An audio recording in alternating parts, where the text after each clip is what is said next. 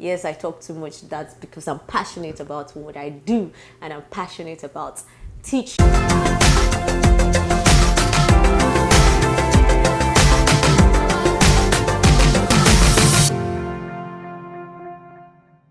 Hello, this is the part 3 of the series that we've been talking about the Baker's formula. If you're yet to see the other 2 parts, please, I would highly recommend to you that you should see those parts before proceeding to this other series part, because that will give you a head start and make you understand better what we are trying to discuss here. So the third part, we'll be talking about the Baker's percentage. Now, what is Baker's percentage?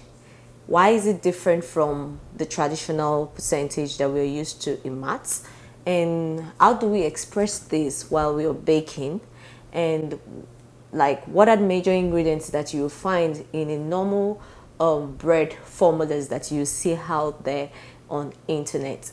Simply put, Baker's percentage is when the baker expresses every other part of the ingredients that she will be using as a ratio or as a percentage of the bread flour or any other flour that you'll be using. So if you look at my definition, that means that flour is relatively constant because every other ingredient is expressed as a percentage of flour. This is totally different from what we have in traditional percentage that we see in maths, because in a regular traditional percentage that we see in maths, what we'll do is that every ingredient is expressed as a percentage of the total weight of that calculation. But in Baker's percentage, every other ingredient is calculated as a percentage relative to the flour. So that is the difference between a traditional percentage that you see in mathematics and the Baker's percentage. Why do we do this? Why are we going through all this hassle? See, the thing there is that the regular traditional mathematics that you have, you already have the constant total of whatever you'll be calculating. But in the Baker's world, anytime you increase a particular percentage, a particular ingredient in that baking recipe, what you're doing is you're changing the weight of the dough, of the total dough. So it will not be wise for you to just increase yeast or increase butter and then you expect that it's the same amount of flour that you're using for the previous butter that you're going to be using for this new butter. So what you're actually doing is that when you're scaling, you have to put into consideration that the total weight of the dough is moving and it's not constant, unlike the regular mathematics that you see. We're going to go ahead and I'm going to give you an hypothetical example of a bread dough and we're going to see how it's done. Like I said, one thing that you should note, if at all you don't get any other thing from this video, is that in Baker's percentage, the bread flour is constant and is put at 100%. So if I say that bread flour is, let's just use a hypothetical example of 1000 gram. Again, you have to see the other series for you to know why I put my formulas in gram. And then you have that the liquid that you'll be using is about 600 gram. And you have that the fat that you'll be using is about 70 gram.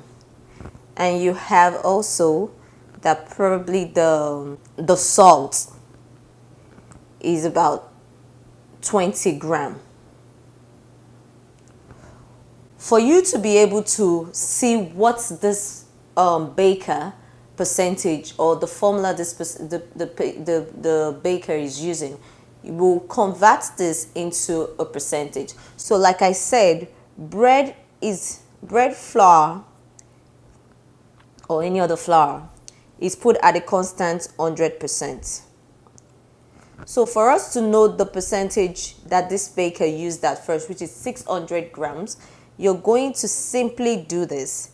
You do 600 gram divided by the total which is the bread, which is the constant, 1000 gram times 100%. Because again, the percentage of bread is constant and is 100. And we're doing the liquid relative to the bread flour. So this will give you roughly 60%. So the percentage that this baker used was 60% of liquid. Now, if we want to find out the fat, that will be 70 over 1000 gram times 100%. Again, cancel this out, and this will give you 7%. So the percentage of the fat that the baker used was 7%. And then you talk about the salt. So let's see. So let me point out a note here that traditionally in baking bread, usually the percentage ranges between 1 to 3%. So let's see what this percentage was. So 20 over 1000 times 100. Cancel this out. That will give us 2%. So if you look at this, writing this out, the flour, which is constant, 100%, the liquid, 60%, fat, 7%, salt, 2%.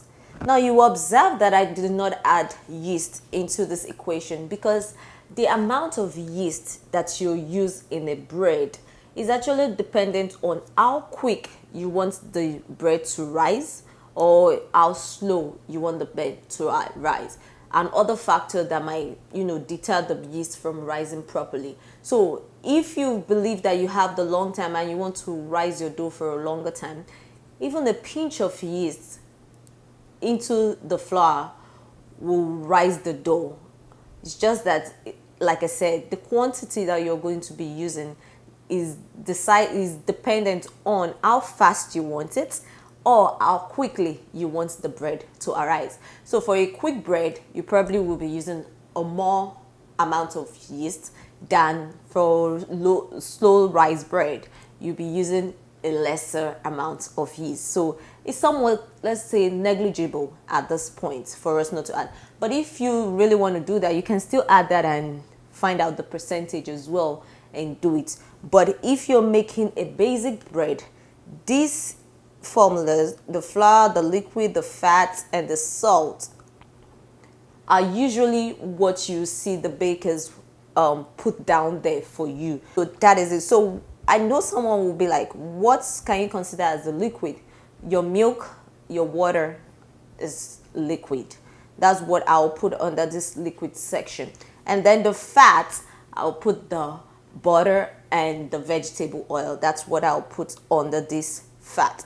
So if you look at this percentage, so if a baker you see online and you hear them say the bread dough has a formula of 62, what this formula is simply referring to is 60% hydration, which is the liquid hydration rates, and 2% salt. Now, the flour wasn't put into the formula because, like I said, the flour is constant and is 100%. That's usually the constant. Again, another thing that I would like to point out at this stage is that in a regular percentage, it's usually 100%. But in baker's percentage, you will see that the percentage of everything when added is always greater than 100 because the flour is put at a constant of 100. So it will not be like the traditional mathematics percentage whereby everything sums up to 100% because there is nothing in the calculation that is put at a constant. So a keynote that I want you to take home, or I want you to always remember, is that in baker's percentage, what you have is that bread is constant and put at 100%. the total percentage of the dough is always greater than 100%. And then the yeast